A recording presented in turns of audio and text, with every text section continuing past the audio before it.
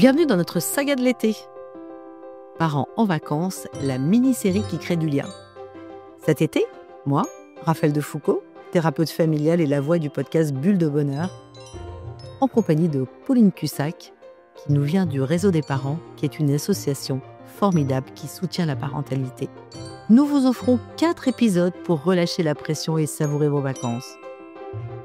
Nous avons eu cette envie commune, vous aider à vivre des vacances qui font du bien au lien familial. Parce que être parent en vacances, ce n'est pas toujours de tourpeau. Et notre ambition, faire des vacances une formidable opportunité pour créer du lien, cultiver la joie et semer du bonheur. Dans notre épisode numéro 4 et dernier épisode, nous allons discuter autour des joies des vacances en tribu, entre éclats de rire, mini-drames et souvenirs. Alors, mettez vos écouteurs, on s'occupe du reste. Les vacances en famille, c'est un peu comme un feu d'artifice. Des éclats de rire, des petites tensions et des moments inoubliables. Entre les repas à rallonge, les chamailleries de fratrie, les jeux improvisés et les coups de fatigue, l'ambiance peut changer d'une minute à l'autre. Et c'est bien ce qui fait le charme de la vie en tribu. Dans cet épisode, on vous propose un regard tendre et réaliste sur les vacances en famille. Comment accueillir les hauts et les bas? Comment poser un cadre tout en laissant de la place à la spontanéité? Et surtout, comment semer du lien, même dans le joyeux bazar du quotidien estival? Un épisode pour rire de nos ratés, célébrer les petits instants précieux et rappeler que la perfection n'est pas au programme. Par contre, la connexion, si. Oh là là, mais qu'est-ce que ça me chicote! Alors Raphaël, pourquoi les vacances en famille élargies sont-elles parfois source de tension, alors qu'en fait on les attend avec impatience? Ça, c'est toujours la même chose. C'est savoir gérer la déception. La déception, c'est l'écart entre les attentes et la réalité. Et parfois, ces vacances en famille ne sont pas à la hauteur de nos attentes. Maintenant, une famille sur 2 passe une partie de ses vacances avec des proches ou en groupe élargi, amis, famille, grands-parents. Et selon un sondage Ipsos, le stress lié à l'organisation et à la cohabitation est cité par 58% des parents comme l'un des défis principaux. Alors oui, c'est vrai. Ces vacances, on les rêve. On les rêve simples et joyeux. Et on se retrouve parfois à arbitrer entre les menus, les horaires, les écrans et les remarques sur l'éducation. Pourtant, ces vacances en tribu sont aussi l'occasion de créer des souvenirs justes, inoubliables. Parce qu'à la différence des amis qu'on choisit, souvent pour leur ressemblance avec nous, la famille, elle est beaucoup plus hétérogène. Les rythmes, les habitudes, les valeurs peuvent être très différentes. La famille végane versus la famille côte de bœuf, la famille couche-tôt versus la famille couche-tard, la famille à cheval sur les horaires versus la famille pisse. Et puis, les retrouvailles réactivent parfois des attentes implicites ou des blessures anciennes qui rendent la cohabitation plus sensible.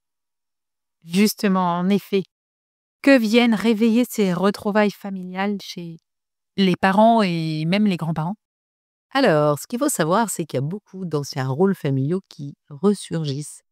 Le petit dernier, il a beau avoir 40 ans, il reste parfois le petit dans les yeux de ses parents ou de ses frères et sœurs, et du coup, il n'a pas trop le droit au chapitre. Ça peut être la grande sœur qui joue la sœur aînée et qui prend toutes les décisions. Ça peut être le maladroit à qui on redit inévitablement qu'il est maladroit. Celui qui s'est senti le vilain petit canard peut de nouveau ressentir ça quand il se retrouve en famille. Ça vient réveiller des ressentis d'enfants qui ne sont pas peut-être forcément la réalité, peu importe, mais ces ressentis sont là, ils existent et ils sont malgré tout à écouter. Je pense à ceux qui vont passer leur temps à se plaindre, à ceux qui vont se trouver pas reconnus, ceux qui ne trouvent pas leur place, ceux qui ne se sentent pas écoutés, valorisés, regardés. Et c'est important d'y faire attention. Parce que ces mécanismes sont subtils et viennent créer malaise et agacement. Et c'est important que les parents et les grands-parents, ils en prennent conscience et qu'ils l'acceptent. Comme ils ont aussi besoin d'accepter, pour la génération du dessus, un peu plus de bruit, un peu de désordre et du changement dans leur quotidien. Et justement, quand on est en vacances, famille élargie, il y a souvent l'impression de se sentir jugé par rapport aussi à nos habitudes. Comment est-ce qu'on arrive à garder ses habitudes de parents, mais sans forcément se sentir jugé? Absolument. Alors c'est vrai, comme on le disait tout à l'heure, chaque famille peut avoir ses rythmes et ses manières de faire. Et le plus important, c'est déjà de savoir pourquoi est-ce qu'on le fait. À partir du moment où on sait pourquoi on l'a choisi, déjà, on est mieux avec sa décision. Maintenant, c'est important d'avoir aussi de la bienveillance entre les rythmes et les règles de chacun.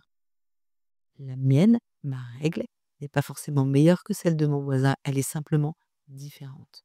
Par contre, je pointe l'importance d'avoir un discours clair. Pourquoi est-ce qu'un enfant peut faire telle chose, comme par exemple aller lire avant de s'endormir, alors que chez lui, c'est interdit. L'importance d'expliquer à son enfant que chaque famille a ses règles, que ces règles, elles sont ni bonnes ni mauvaises, elles sont comme ça. Et souvent, les enfants le comprennent très bien. En adoptant une posture claire et bienveillante, en expliquant les différences des règles, sans chercher à l'imposer, comme je le disais, les enfants comprennent très bien qu'il y a les règles de la maison et les règles de chez papy et mamie. L'essentiel, c'est la cohérence. Par exemple, si une famille autorise un dessin animé le soir et l'autre non, on peut alterner ou juste ajuster les horaires de coucher. Les enfants s'adaptent très bien. S'ils sentent que les adultes sont alignés, comme je le disais, les enfants ont besoin de cohérence.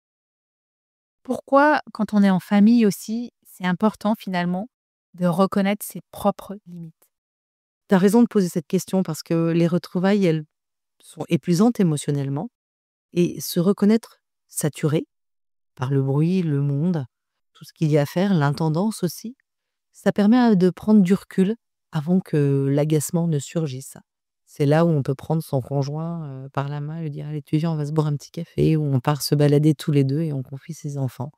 Et ça évite bien des conflits inutiles. Ou alors on part dans sa chambre lire pendant une demi-heure. Parce que effectivement, ces jours sont riches, mais bruyants. Allez, je change de regard. Comment on peut éviter que l'ambiance ne se dégrade pendant ces moments ensemble? Adopter quelques petites bonnes pratiques pour préserver l'harmonie. Donc déjà, ne pas essayer de changer les autres. Éviter les sujets sensibles. Si par exemple, il y en a un qui est pro-vaccin et l'autre anti-vaccin. Si les opinions politiques sont excessivement différentes. Si les opinions religieuses diffèrent. Peut-être que c'est pas le moment d'aborder ces sujets-là quand on est tous ensemble. Savoir aussi faire preuve un peu d'humour quand on sent que la tension va monter. Et c'est aussi fixer une durée raisonnable pour se retrouver.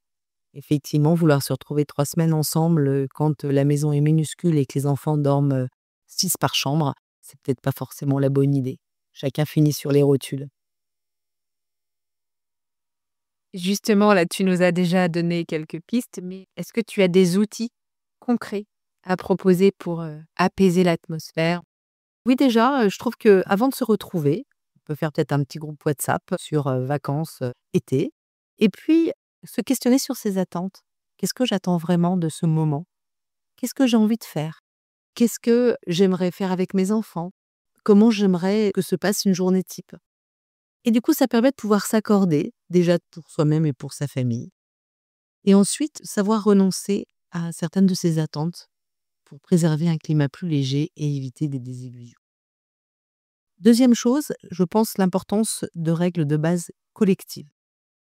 Regarder comment faire pour l'heure des repas, organiser le coucher, faire des menus partagés.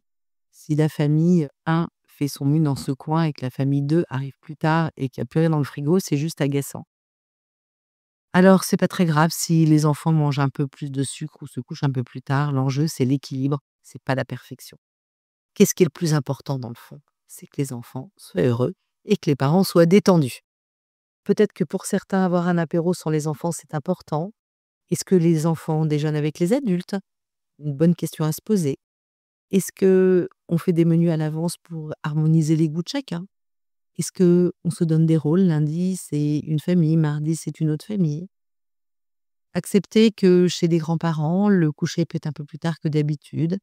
C'est des choses qui sont importantes, que quand les grands-parents achètent un sachet de bonbons, c'est pas le drame qu'on prenne un petit peu de sucre. Par contre, on peut peut-être demander d'éviter de les donner avant de se coucher. C'est accepter effectivement que tout ne soit pas comme à la maison. Et comme je le disais tout à l'heure, dire aux enfants ici c'est autrement, parce que c'est aussi pour les enfants une manière de s'adapter au monde et de s'adapter au monde qui les attend. Partout où ils iront, ça ne sera jamais comme à la maison. Donc l'idée, c'est de trouver un juste milieu, c'est accepter quelques écarts festifs, des bonbons, des veillées, tout en posant des limites avec bienveillance. En fait, est-ce que c'est grave pour 10 jours d'assouplir certaines règles? On peut assouplir ces règles sans les relier. Comment est-ce qu'on peut créer des souvenirs joyeux et durables ensemble? Alors effectivement, j'en parlais un peu tout à l'heure, répartir les tâches sans les imposer, chacun son tour de vaisselle, on fait des menus tournants. On peut prévoir aussi des temps solo pour chacun. Les parents entre eux, les enfants entre eux, les grands-parents peuvent partir aussi un peu prendre l'air. La famille nucléaire peut s'échapper aussi le temps d'une journée. On peut proposer aux enfants de participer, mettre la table, proposer aussi des jeux. On peut proposer des activités collectives comme un spectacle de fin de séjour, un dîner organisé par les enfants ou un gâteau signature, dormir tous ensemble dans une tente, dans une cabane, faire un dîner de gala, instaurer un rituel du soir. C'est quoi le meilleur moment de ma journée aujourd'hui? Et puis, ça peut être la grand-mère qui, le soir, raconte une histoire à tous ses petits-enfants en même temps. Et hop, je me lance. Merci Raphaël. Finalement, les vacances en tribu, ce n'est jamais lisse, mais c'est souvent ce dont on se souvient le plus. Et si on acceptait que la joie familiale, c'est pas forcément une absence de tension, c'est simplement une capacité à traverser ces moments un peu plus tendus avec humour, avec bienveillance et prendre du recul. J'aime bien cette phrase de Victor Hugo qui nous dit « La famille est le premier et le plus important des héritages ». Et voilà, la saga de l'été touche à sa fin. 4 épisodes, 4 escales pour respirer un peu, déposer la charge mentale et surtout se retrouver. Parce que les vacances ne sont pas toujours synonymes de repos quand on est parent, mais elles peuvent devenir un véritable terrain de jeu relationnel, une parenthèse pour créer du lien, un espace pour se reconnecter à l'essentiel. On espère que ces épisodes vous auront aidé à alléger la logistique sans perdre votre calme, transformer un trajet en moment complice, ralentir vraiment et savourer les petits instants en tribu avec tout ce qu'ils ont de beau et parfois de chaotique aussi. Parce qu'il n'y a pas de parents parfaits ni de vacances idéales. Par contre, il y a des façons de vivre ensemble, plus douces, plus conscientes, plus joyeuses, alors que ces bulles de bonheur vous accompagnent encore un peu, même jusqu'à la rentrée. Si ce podcast vous a parlé, fait sourire ou réfléchir, n'hésitez pas à le partager et à en parler autour de vous. Les bonnes ondes, c'est fait pour circuler. Très bel été à vous. Très bel été à vous.